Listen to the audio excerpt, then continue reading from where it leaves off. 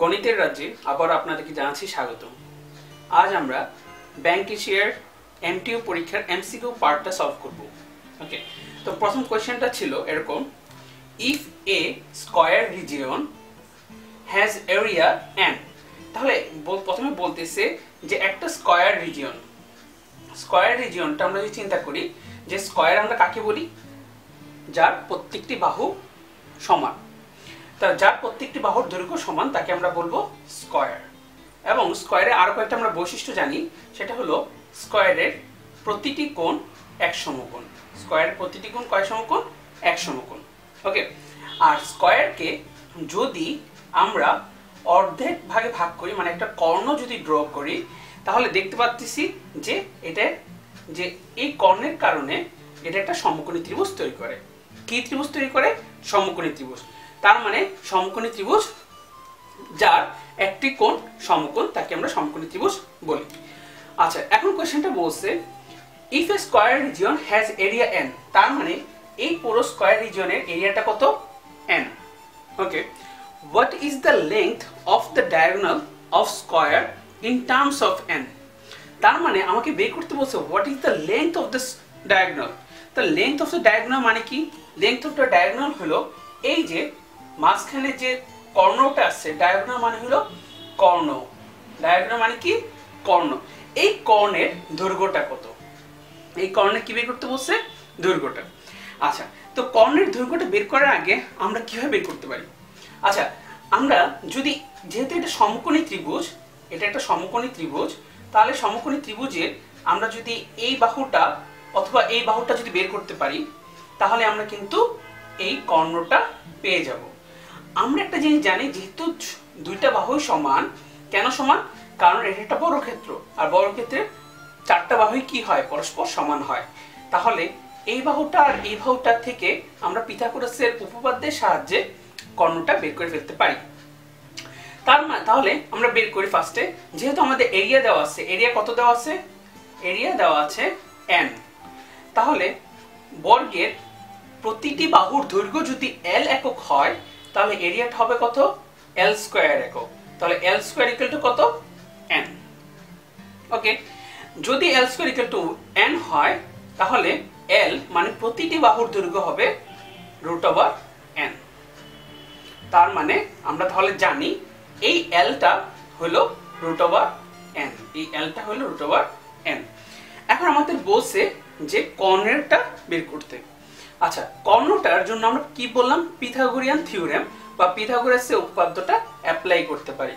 পিথাগোরাসের উপপাদ্যটা বলে অতিভুজ square equal to অপর দুইটা বাহু স্কয়ার। তাহলে অতিভুজ স্কয়ার যোগ l স্কয়ার যোগ l স্কয়ার, l স্কয়ার যোগ l স্কয়ার, তার মানে কত? d স্কয়ার ইকুয়াল টু হবে 2l স্কয়ার। আর এইখানে l ভ্যালু কত? আমরা জানি যে l স্কয়ারের ভ্যালু হলো n, তাহলে আমরা বলতে পারি 2n। তাহলে সুতরাং d ইকুয়াল টু কত হবে? √2n। তাহলে এই বর্গক্ষেত্রে, মানে কোশ্চেনে যে বর্গক্ষেত্রটা দেওয়া আছে, সেই বর্গক্ষেত্রের ডায়াগোনাল বা কর্ণ এর বাহুর দৈর্ঘ্য কত হবে? √2n।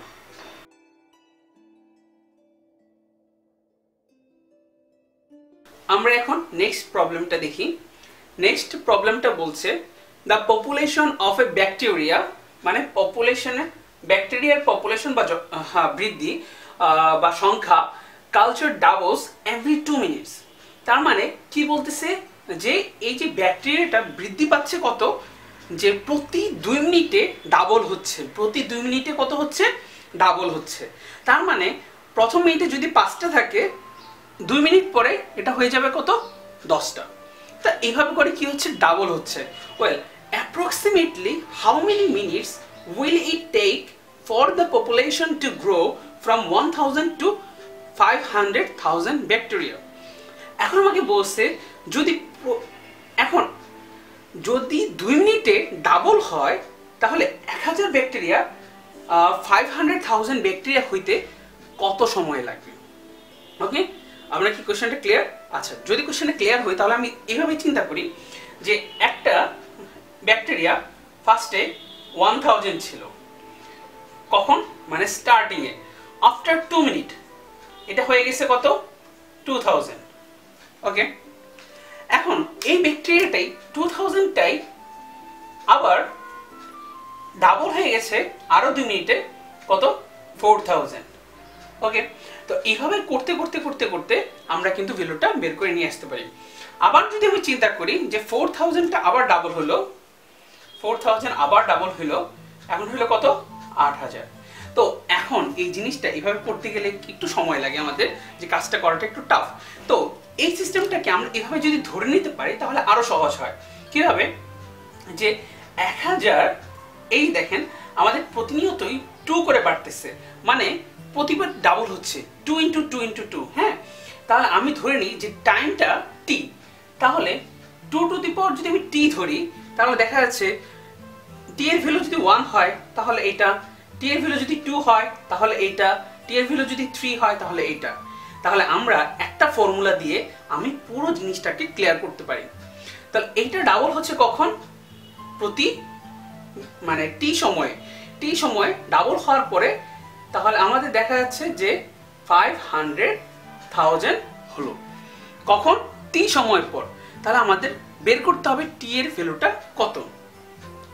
তাহলে আমরা যদি এখান থেকে বের করে নিয়ে আসি 2 টু দি পাওয়ার টি, এখানে 30, এখানে 30 চলে যায়, তাহলে 500। এখন আমাকে চিন্তা করতে হবে যে 500টা 2 টু দি পাওয়ার কত। ওকে, তাহলে আমরা জানি 2 টু দি পাওয়ার যদি আমরা এভাবে বের করি যে 2 টু দি পাওয়ার 1 মানে হলো 2, 2 স্কয়ার মানে হলো 4, 2 কিউব মানে হলো 8, 2 টু দি পাওয়ার 4 মানে 16, 2 টু দি পাওয়ার 5 মানে হলো 32, 2 টু দি পাওয়ার 6 মানে হলো 64। তো এইভাবে করতে করতে আমরা দেখতে পাই, মানে যদি আমরা এইভাবে করতে থাকি তাহলে আমরা দেখব যে 2 টু দি পাওয়ার 8 যে 2 টু দি পাওয়ার 8 যে কত আসতেছে? 2 টু দি পাওয়ার 8 যে আমাদের আসবে 256।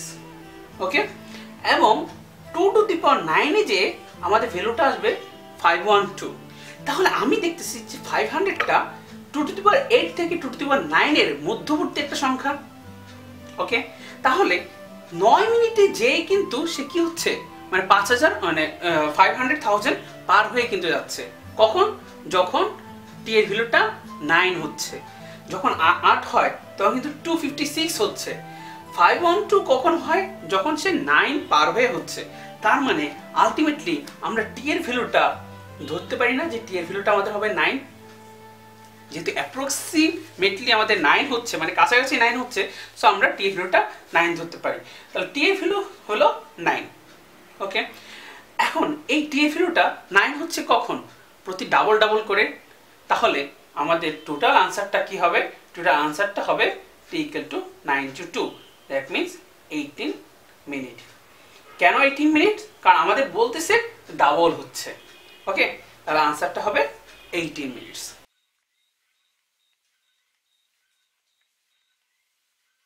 আমরা এখন নেক্সট প্রবলেমটার দিকে মুভ করি। নেক্সট প্রবলেমটা বললো in the correctly work addition problem, মানে একটা যোগবোধক একটা সংখ্যা একটা প্রবলেমে সমস্যার ক্ষেত্রে দেখা গেল যে what the sum of the two digit, what the sum of the two digit মানে আমাদের দুই সংখ্যার আমাদের কি বললো যে পজিটিভ ইন্টিজার, দুই সংখ্যার একটি পূর্ণ সংখ্যা A B and B E, B A, A B and B A. তার মানে আমাদের দুইটা পূর্ণ সংখ্যা বলছে এ বি আর বিএ। এখন বলছে দ্য সাম মানে যোগবোধক, মানে যোগ, এই দুটাকে যোগ করলে মানে এই দুই ডিজিটের দুইটা সংখ্যাকে যোগ করলে এইটা রেজাল্টটা আসবে is the 3 digit integer AAC. তার মানে এটা যোগ করলে আমাদের আসবে এএসি, এরকম একটা সংখ্যা। এন্ড এবিসি আর ডিফারেন্ট ডিজিটস, আর এবং বলছে এবিসিটা হবে ডিফারেন্ট ডিজিট। তার মানে এ বি সি কোনোটা মিল থাকবে না। What is the unit digit of the integer AAC? Unit digit মানে হলো একক স্থানীয় অঙ্কটা কত হবে। ওকে, তাহলে যেমন 1 2 3 নামে যদি আমরা একটা সংখ্যা নেই তাহলে এই 3টাই হলো আমাদের সেই একক স্থানীয় অঙ্ক অথবা ইউনিট ডিজিট। ওকে, তো আমরা দেখি তাহলে আমরা ভেদ করি যে আমাদের এই আনসারটা কিরকম হতে পারে। আচ্ছা, এবি, এই টাইপের প্রবলেমগুলোর জন্য আমরা দেখতেছি যে এবিটাই ডিফারেন্ট হয়ে গেছে, মানে উল্টে গেছে। তাহলে এবিটাই যদি বিয়ে হয়ে যায় তাহলে আমরা দুই যদি নিই দুই ঘরের, তাহলে আমরা দেখতেছি যে কোনো আমরা নাম্বার নিতে পারি। তো আমরা নাম্বার নিলে যদি আমরা এভাবে কোনো নাম্বার নিই, এটা সবচেয়ে বেটার হয় যে কোনো কিছু ধরে নেওয়া। 1 9, আবার দেখা যাচ্ছে বিয়ে মানে উল্টে গেছে, তাহলে 9 1। একমাত্র এটাই হলে আমরা দেখি যে 9 আর 1 কত হয় 0, হাতে সে 1, তাহলে কত আছে 10, আর হলো 11, 110। তাহলে দেখেন তো a মানে যদি 1 ধরি, a মানে 1, a মানে 1 1, b মানে হলো 9, b মানে হলো 9, c মানে হলো 0। তাহলে ইউনিট ডিজিটটা কত হবে 110 এর ইউনিট ডিজিটটা হলো আমরা বলতে পারি যে 0। তাহলে ইউনিট ডিজিট কত 0। তো এই টাইপের অঙ্কগুলোর ক্ষেত্রে আমরা জাস্ট কি করব, ধরে নেওয়ার চেষ্টা করব।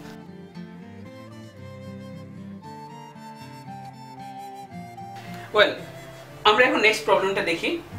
নেক্সট প্রবলেমটা ছিল এরকম, company's earning were $12 million last year. তার মানে গত বছর কোম্পানি কে আর্নিং ছিল $12 মিলিয়ন।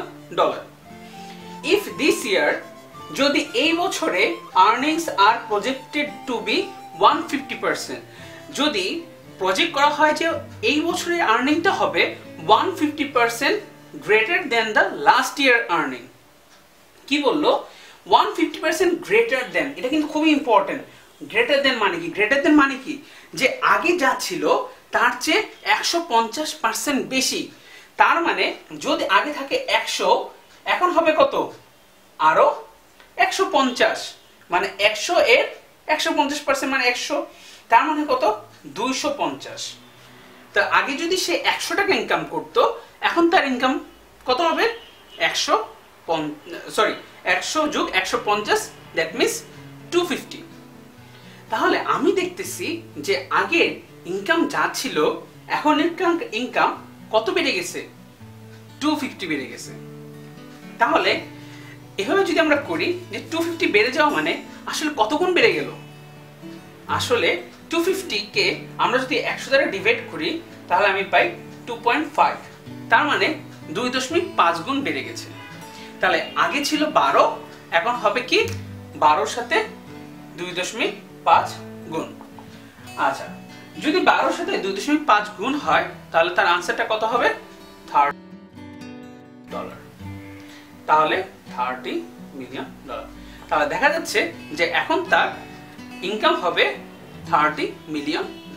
তাহলে একটা জিনিস আমরা ভালো করে বুঝলাম যে গ্রেটার দেন থাকা মানে, যদি এখন কোশ্চেনটা এরকম থাকতো যে 100% গ্রেটার, 100% গ্রেটার হলে কি হইতো 100 যোগ 100, তাহলে আগে যে ছিল 100 এখন হয়েছে 100, তাহলে হলো 200 ডিভাইডেড বাই 100 মানে হলো 2 গুণ। ওকে, আর এখন কত হচ্ছে 2.5 গুণ। ওকে, তাহলে আমরা এইভাবে দেখে সহজে আনসারটা বের করে ফেলতে পারি। সো আনসার হবে $30 মিলিয়ন।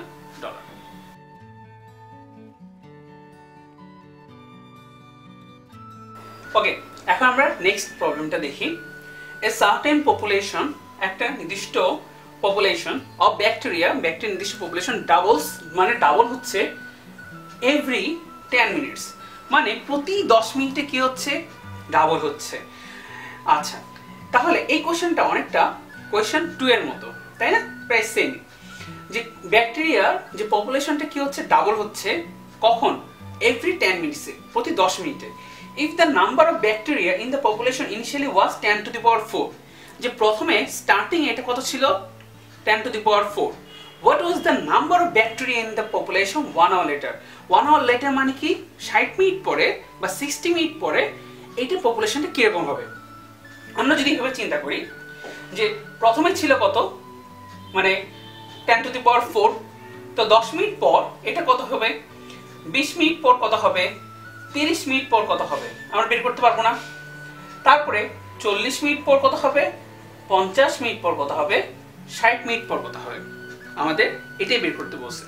আচ্ছা, ইনিশিয়ালি কত ছিল জানি 10 to the power 4, ইনিশিয়ালি যদি 10 to the power 4 হয় 10 মিনিট পর এটা হয়ে গেছে 2 into 10 to the power 4, 20 minute পর এটা মানে কি আবার ডাবল হচ্ছে 2 into 10 to the power 4। এখানে কি হচ্ছে 30 তে 2 2 into 2 into 2 into 10 to the power 4 40 তে কি হইছে 2 into 2 into 2 into 2 into 10 to the power 4 50 তে আবার ডাবল হচ্ছে তাহলে আবার দেখতেছি আমরা into 10 to the power 4 আবার ডাবল হচ্ছে 60 তে 60 তে যদি ডাবল হয় তাহলে আমরা পাচ্ছি 10 to the power 4 তাহলে 60 মিনিটে আমাদের যে आंसरটা হলো সেই आंसरটি একটু আমরা খেয়াল করি 2 into 2 into 2 into 6টা 2 into 10 to the power 4 আচ্ছা তাহলে এই आंसरটার মধ্যে তা আমরা সরাসরি লিখতে পারি না এই যে 2 এখানে 2 কয়টা আছে 6টা তাহলে কত বলা যায় 2 to the power 6 into 10 to the power 4 আমাদের आंसरটা হলো এটা 2 to the power 6 into 10 to the power 4 আচ্ছা এখন এই জিনিসটা যে এইভাবে লিখতে গেলে তো অনেক টাইম লাগবে